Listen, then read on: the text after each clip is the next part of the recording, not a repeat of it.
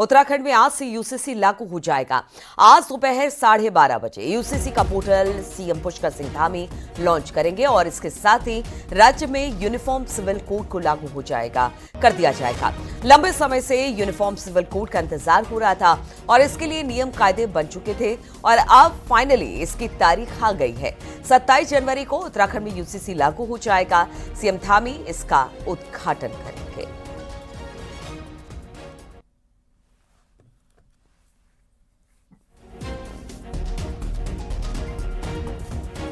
तो सीएम आवास पर 12:30 बजे इस कार्यक्रम को रखा गया है, जिसमें पोर्टल लॉन्च किया जाएगा यूसीसी को लेकर और इसका उद्घाटन मुख्यमंत्री पुष्कर सिंह धामी करेंगे। लंबे समय से इसका इंतजार किया जा रहा था। उत्तराखंड देश का पहला ऐसा राज्य बन जाएगा जिसमें अब यूसीसी लागू हो जाएगा और अब इसी के नियम कायदे के साथ उत्तराखंड में जो कानून व्यवस्था या तमाम चीजें हैं वो चलने वाली है। तो यूनिफॉर्म सिविल कोड पोर्टल को लॉन्च करेंगे आज मुख्यमंत्री पुष्कर सिंह धामी। यूसीसी आज लागू हो जाएगा और इसके लागू होने के बाद किस तरह से उत्तराखंड में इसे लागू किया जाता है, इसको लेकर ये जो पोर्टल है उसे आज मुख्यमंत्री लॉन्च करने वाले हैं। इसमें कुछ मोटी मोटी बातें हैं वो भी हम आपको दिखा रहे हैं टीवी स्क्रीन के नीचे। आप देख सकते हैं कि संपत्ति को लेकर स्त्री पुरुषों का बराबर अधिकार होगा। सभी धर्मों की महिलाओं को पैतृक संपत्ति का अधिकार होगा। सभी धर्मों के लोग बच्चा गोद भी ले सकेंगे। यूनिफॉर्म सिविल कोड की खास बातें हम आपको बता रहे हैं, जिसमें यूसीसी में शादी का रजिस्ट्रेशन अब मैंडेटरी यानी कि जरूरी हो गया है।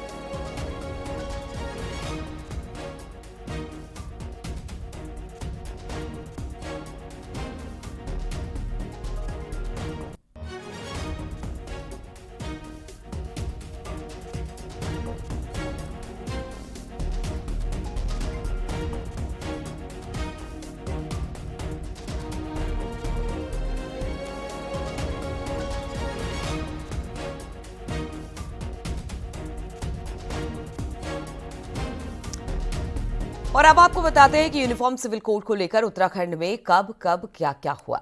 तो सबसे पहले यूसीसी का ड्राफ्ट तैयार करने के लिए 27 मई 2022 को यूसीसी ड्राफ्ट बनाने के लिए एक्सपर्ट कमेटी का गठन किया गया। इसके बाद समिति ने 2 फरवरी 2024 को राज्य सरकार को अपनी रिपोर्ट सौंपी। 8 मार्च 2024 को यूसीसी का विधेयक राज्य विधानसभा में पास हुआ और फिर 12 मार्च 2024 को इस विधेयक को राष्ट्रपति की तरफ से भी मंजूरी मिल गई और आज से यूसीसी राज्य में लागू होने जा रहा है।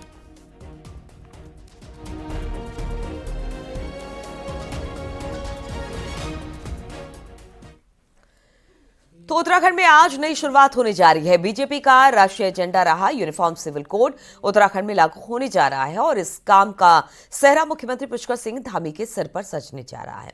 देखिए जरा ये रिपोर्ट।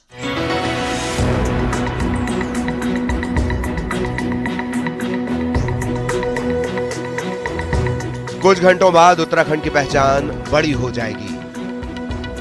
सोमवार दोपहर 12:30 बजे मुख्यमंत्री आवास के मुख्य सेवक सदन में मुख्यमंत्री Pushkar Singh Dhami uniform civil code यानी यूसीसी का पोर्टल लॉन्च करेंगे। उत्तराखंड पूरे देश में पहला राज्य बन जाएगा जहां यूनिफॉर्म सिविल कोड लागू हो जाएगा। राम मंदिर, धारा 370 के बाद बीजेपी का तीसरा राष्ट्रीय एजेंडा उत्तराखंड से पूरा होने जा रहा है। साल 2022 में बीजेपी ने इस एजेंडे के लिए देवभूमि को चुना तो विधानसभा चुनाव से पहले की घोषणा और संकल्प 3 साल बाद पूरा होने जा रहे हैं। सोमवार को यूसीसी लागू करने से पहले तैयारी पूरी हो चुकी है। देखिए, वो हमारा संकल्प था। हमारे प्रधानमंत्री जी के नेतृत्व में हमने उत्तराखंड की जनता के समक्ष अपना संकल्प रखा था। उत्तराखंड की जनता ने हमको संकल्प को पूरा करने के लिए अपना आशीर्वाद दिया, सरकार में आने का मौका दिया और हम अपना संकल्प और अपना वायदा पूरा कर रहे हैं। सभी औपचारिकताएं पूरी हो गई हैं। कल विधिवत रूप से, औपचारिक रूप से उसको जो है उत्तराखंड देवभूमि में लागू कर दिया जाएगा। उत्तराखंड में यूसीसी ऐसे दिन पर लागू हो रहा है जब ठीक अगले दिन 28 जनवरी को प्रधानमंत्री नरेंद्र मोदी उत्तराखंड आने वाले हैं।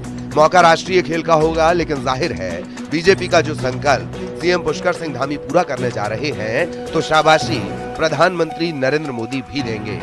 मुख्यमंत्री खुद मानते हैं कि ये काम प्रधानमंत्री और गृह मंत्री के मार्गदर्शन और जनता के समर्थन के बिना संभव नहीं था। आजादी के बाद ये शुरुआत उत्तराखंड से हो रही है।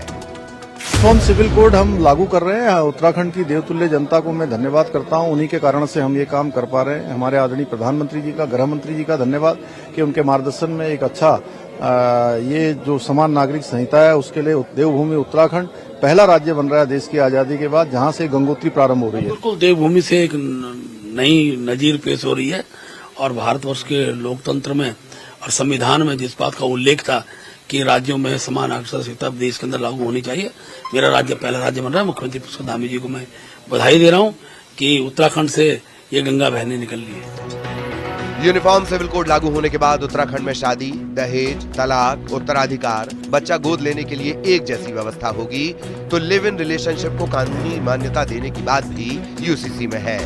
यूनिफॉर्म सिविल कोड यानी सबके लिए एक कानून और आजादी के बाद ये कानून लागू करने वाला उत्तराखंड पहला राज्य बनने जा रहा है। जाहिर है इस पर बहस भी होगी, पर फिलहाल पूरे देश की नजरें सोमवार को उत्तराखंड पर टिकी होंगी जब बीजेपी का राष्ट्रीय एजेंडा यूसीसी उत्तराखंड में लागू होगा। दीपांकर भट्ट, न्यूज़ 18, देहरादून।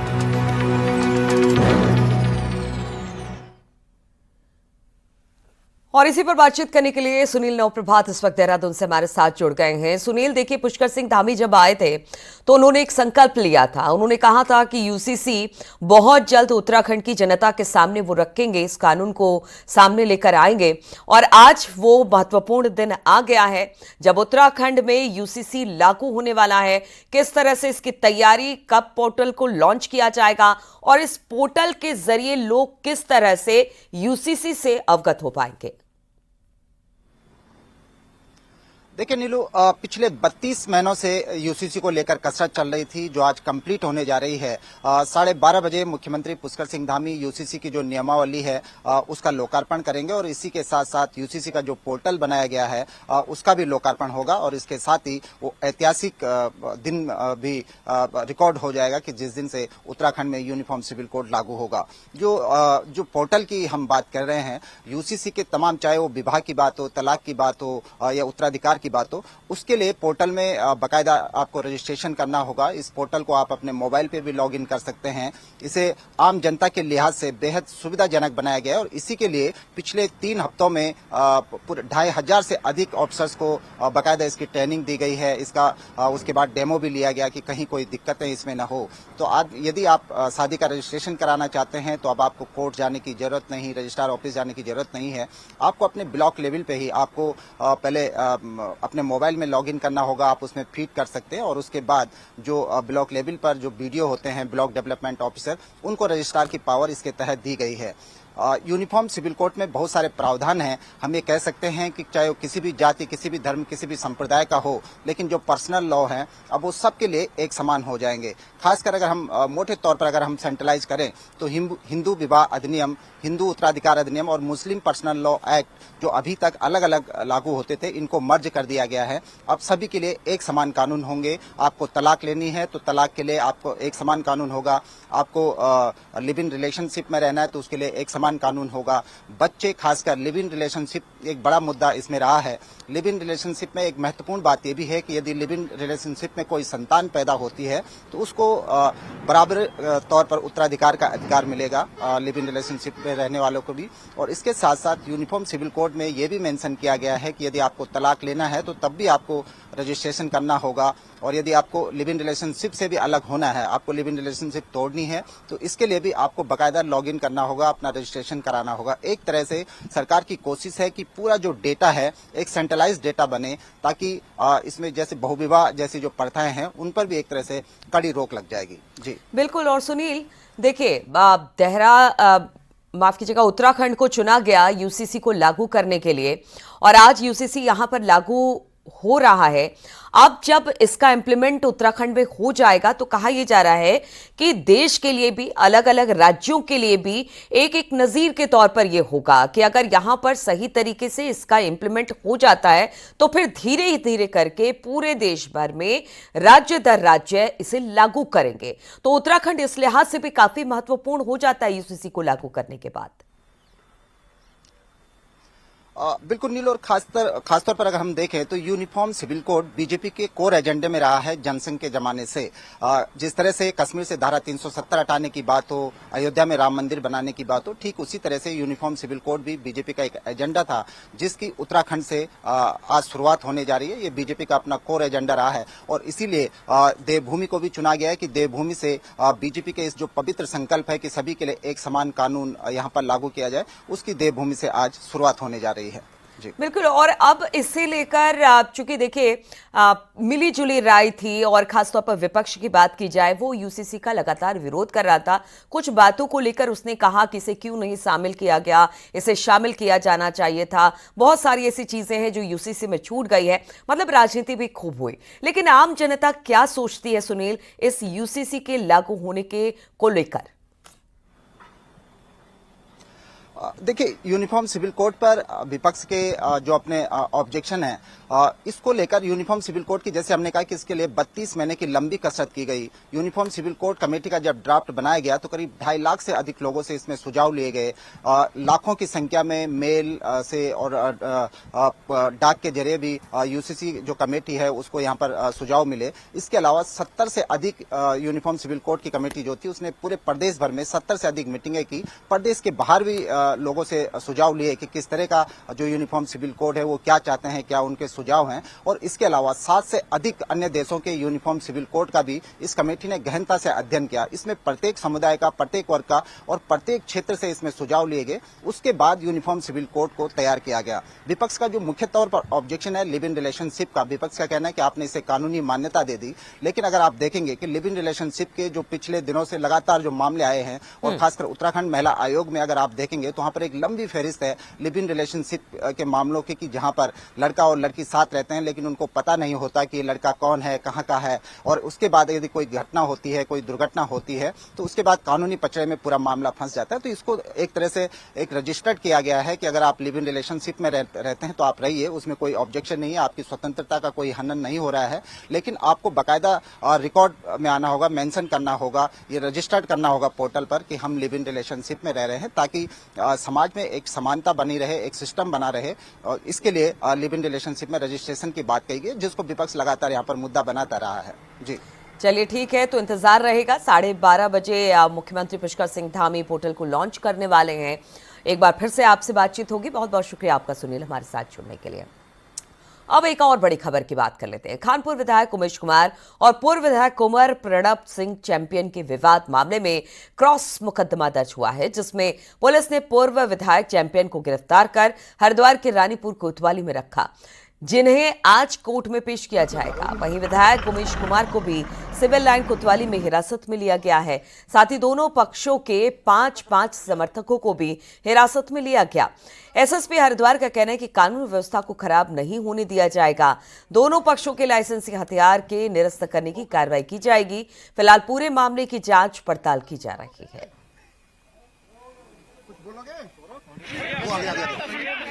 जिस आदमी ने हमारे ऊपर गोलियां चलाई हमारे घर में, उसको कुछ नहीं कहा। हमें उसने आगे चैलेंज किया, मेरे स्टाफ को मारा, मेरे महल पे गोली चलाई। आज हमने जवाबी कार्रवाई की तो पुलिस ने हमें उठा लिया। ये अन्याय हो रहा है, अन्याय। हम लड़ेंगे, अन्याय के खिलाफ लड़ेंगे। रोकी गई, उसके संबंध में पुलिस को जो रिपोर्ट प्राप्त हुई थी, पुलिस ने इसमें तत्काल कार्रवाई करते हुए 307 अन्य धाराओं में मुकदमा कायम किया था, जिसमें प्रणब चैंपियन और उनके समर्थकों की अरेस्टिंग की जा चुकी है। इसी संबंध में पूर्व में जो उमेश शर्मा जो विधायक जी हैं, इनके द्वारा भी इंस्टिगेशन की एक कार्रवाई एक दिन पहले की गई थी, जिसके संबंध में हमें जो कंप्लेंट प्राप्त हुई थी उसमें भी अभियोग पंजीकृत करके इनको भी अभी हिरासत में लिया गया है, इनको और इनके साथियों को। रविवार को फिल्मी अंदाज में कुंवर प्रणब सिंह चैंपियन ने हथियारबंद लोगों के साथ रुड़की के खानपुर में विधायक उमेश कुमार के दफ्तर पर धावा बोल दिया और अपने समर्थकों के साथ कई राउंड फायरिंग की। उमेश कुमार को धमकी देते हुए गालियां भी दी गई। हालांकि फायरिंग के वक्त उमेश कुमार दफ्तर में मौजूद नहीं थे।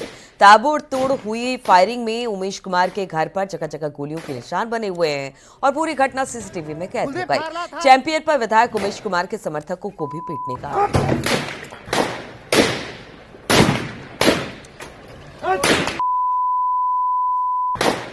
तो दो तस्वीरें आपको दिखा रहे हैं जिसमें एक तरफ कुंवर प्रणब चैंपियन को आप गोलियां दागते हुए देख रहे हैं, तो दूसरी तरफ उमेश कुमार भी हाथ में असला लेकर दौड़ते भागते नजर आए। अब दोनों को हिरासत में ले लिया गया है। दोनों के लाइसेंस रद्द करने की बात हो रही है, आज कोर्ट में पेश किया जाएगा। लेकिन आप समझिए कि किस तरह से खुलेआम असला लहराते हुए ये नेता दिखाई दे रहे हैं। कुलदीप थार हालांकि जब इस घटना की जानकारी निर्दलीय विधायक उमेश कुमार को लगी तो वो अपने दफ्तर पहुंचे। इस दौरान उनके हाथों में पिस्तौल भी थी। वो बेहद गुस्से में दिखाई दे रहे थे। वहां मौजूद पुलिसकर्मी और उनके समर्थक उनको रोकने की कोशिश कर रहे थे।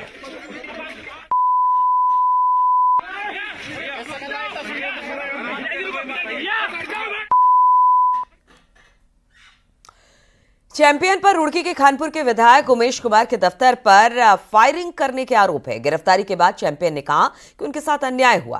पहले विधायक ने उनके आवास पर जाकर गाली गलौज की, उनके स्टाफ के साथ मारपीट की और उनको धमकी दी। वहीं चैंपियन की पत्नी ने कहा कि विधायक ने पहले उनके महल और रुड़की आवास पर धमकी दी, जिसके बाद कुंवर प्रणब चैंपियन उसके दफ्तर यानी कि उमेश कुमार के दफ्तर पहुंचे। पहले उमेश ने बदतमीजी करी, हमारे घर पे आए, हम लोग वहां नहीं थे। मेरा जो स्टाफ है पीछे से उनके साथ बदतमीजी करी, मारतोड़ करी, गालियां गलौज करी, दरवाजे में टक्कर मारी मेरी महल में जाकर के। जो कल का वीडियो भी सामने आया वो है, हाँ, कल रात का। और हमने एसएसपी साहब को फोन किया, शायद वो बिजी होंगे। 2-3 बार मैंने कॉल किया, उन्होंने नहीं उठाया, कोई रिस्पॉन्ड वहां से नहीं मिला मुझे। मैंने उनको वीडियो भी भेजा, बाकी और लोगों को भी भेजा, लेकिन उसका कोई संज्ञान नहीं लिया गया। आज फिर चैंपियन साहब भी उनके दफ्तर गए। नहीं, जब इतना बदतमीजी वो करते हैं तो फिर देखिए, जब आप किसी घर में घुसेंगे तो फिर अपने लिए भी तैयार रहना चाहिए। और इस पर बातचीत करने के लिए मनोज जुएल इस वक्त हमारे साथ जुड़ गए हैं। मनोज, देखिए ये पूरा मामला है क्या, आखिर किस बात को लेकर दोनों में टकराहट थी? अगर कुंवर प्रणब चैंपियन की पत्नी की बात की जाए तो उनका कहना था कि पहले उमेश कुमार उनके घर पर आए, उनके स्टाफ को धमकाया, वहां पर गाली गलौज की और उसके बाद चैंपियन पहुंचे फिर उमेश कुमार के दफ्तर। ये पूरा मामला है क्या? नीलू, मैं एक बार फिर अपने दर्शकों को बताना चाहता हूं कि जिस तरीके से खानपुर विधायक उमेश कुमार और पूर्व विधायक कुंवर प्रणब सिंह चैंपियन की जो सोशल मीडिया पर टीका टिप्पणी के बाद ये मामला बढ़ा था, जो वर्तमान विधायक हैं उमेश कुमार, उनका साफ कहना था कि जिस तरीके से पूर्व विधायक कुंवर प्रणब सिंह चैंपियन ने जो सोशल मीडिया पर उनके परिवार को लेकर, उनकी मां को लेकर एक अभद्र टिप्पणी की थी, उसके बाद से ये मामला सामने आया है। और उसके बाद ये खासतौर पर जो अब निकाय चुनाव हुए उसको लेकर भी ये मामला जोड़ के दिखा जा रहा है। जिस तरीके से उमेश कुमार का एक वीडियो सामने आया था कि वो रात में कुंवर प्रणब सिंह चैंपियन जो पूर्व विधायक हैं उनके आवास पे गए थे, जो रुड़की में स्थित है और लंडौरा में स्थित है। वहां के बाद ये मामला बढ़ता गया और उसके बाद ये पूरा मामला सामने आया। जिस तरीके से कुंवर प्रणब सिंह चैंपियन अपने समर्थकों के साथ उमेश कुमार के कैंप कार्यालय पे गया। ये पूरा मामला, जो पूरा वीडियो आप देख सकते हैं कि 2 वीडियो इसमें दिखाई दे रहे हैं और तमाम से जो मामला है उसके बाद ये पूरा मामला प्रकाश में आया। और पुलिस ने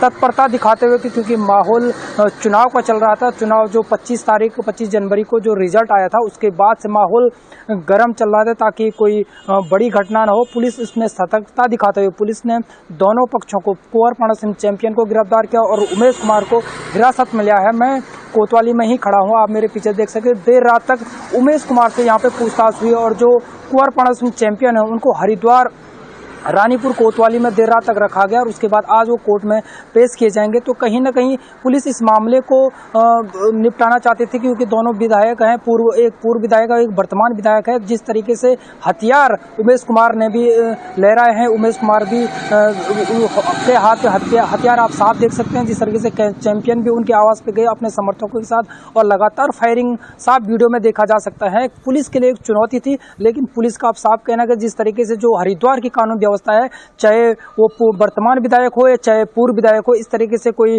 कानून को यदि बिगाड़ना चाहता है, कानून को हाथ में लेना चाहता है, उसको सख्त कार्रवाई की जाएगी और पुलिस ने की भी है। जिस तरीके से कुंवर प्रणब सिंह को देहरादून से गिरफ्तार किया है और उमेश कुमार को देर रात तक यहाँ पर नीलू में आज चैंपियन को कोर्ट में पेश किया जाएगा क्योंकि देर रात जो हरिद्वार रानीपुर कोतवाली में उनको रखा गया है, क्योंकि जो हरिद्वार रोशनाबाद जेल है उसके नज़दीक है, इसलिए वहां को रखा गया था। और जो देहरादून से उनको वहां पे ला के रखा गया है ताकि यहाँ पे रुड़की में कोई माहौल खराब न हो। और पुलिस वहां पे आज उन्हें कोर्ट में पेश करेगी। जो उमेश कुमार हैं उन्हें देर रात तक पूछताछ की गई और उसके बाद पुलिस आगे की कार्रवाई की गई। एसएसपी का साफ कहना है कि जिस तरीके से ये मामला हुआ है इसको दोनों पक्षों के सुनने के बाद जो यहाँ पे एसएसपी देर रात तक डटे रहे और उमेश कुमार से बातचीत की, उमेश कुमार से पूछताछ की और उसके बाद आगे की कार्रवाई की जा रही है। जी ठीक है मनोज, इस पर आगे भी आपसे अपडेट लेंगे। फिलहाल बहुत बहुत शुक्रिया आपका जानकारी देने के लिए। और इस बीच कांग्रेस ने विधायक और पूर्व विधायक के आमने सामने आने की घटना को कानून व्यवस्था का गंभीर मामला बताया। कांग्रेस का आरोप है कि दोनों नेता सत्ता के करीब हैं, इसलिए खुलेआम कानून को अपने हाथ में ले रहे हैं। उत्तराखंड में कानून व्यवस्था की असली तस्वीर क्या है, हरिद्वार के खानपुर विधानसभा क्षेत्र में आजकल खुलेआम दिखाई दे रही है, जहां पूर्व विधायक और वर्तमान विधायक सरेआम गैंगवार के साथ एक दूसरे को गाली गलौज कर रहे हैं, जान से मारने की धमकियां दे रहे हैं, खतरनाक हथियार लहरा रहे हैं, एक जो है खुलेआम फायरिंग कर रहा है। आखिर ये क्या हो रहा है? पुलिस प्रशासन मूक दर्शक बना हुआ है। कानपुर में गोलीबारी पर बीजेपी अध्यक्ष महेंद्र भट्ट ने कहा कि जनप्रतिनिधियों को अपनी मर्यादा में रहना चाहिए। लोकतंत्र में इस तरह की घटना शर्मनाक है। सीएम को मामले की जानकारी दे दी गई है और साथ ही कड़े एक्शन के लिए भी कह दिया गया है। हरिद्वार के अंदर जो माहौल बन रहा है और ऐसे लोगों द्वारा बन रहा है जिन पर जनता का विश्वास है, एक वर्तमान विधायक है, पूर्व विधायक है, और प्रदेश के अंदर कानून व्यवस्था बनी रहे, जिनके नॉलेज में इस बात का पूरा जानकारी भी है और चीज़ों को समझते भी है, लेकिन इस प्रकार से कानून अपने हाथ में लेकर और कानून का खिल्ली उड़ाना। उत्तरकाशी से बड़ी खबर आ रही है, जहां पर मोरी के सावड़ी गांव में आग का कहर देखने को मिला है। आग में 9 मकान जल गए हैं, 25 परिवार इसे लेकर बेघर हो गए हैं। राजस्व एसडीआरएफ की टीम मौके पर पहुंच गई। रात भर यहां पर आग का तांडव देखने को मिला। 25 परिवार बेघर हो गए हैं। 9 मकान इस आग में पूरी तरह से जलकर खाक हो गए। ये तस्वीरें हम आपको दिखा रहे हैं उत्तरकाशी से खबर, जहां पर फिलहाल राजस्व एसडीआरएफ की टीम मौके पर मौजूद है। और इसी के साथ यहां पर रुकेंगे छोटे से ब्रेक के लिए और लौटेंगे 8 बजे की खबरों के साथ।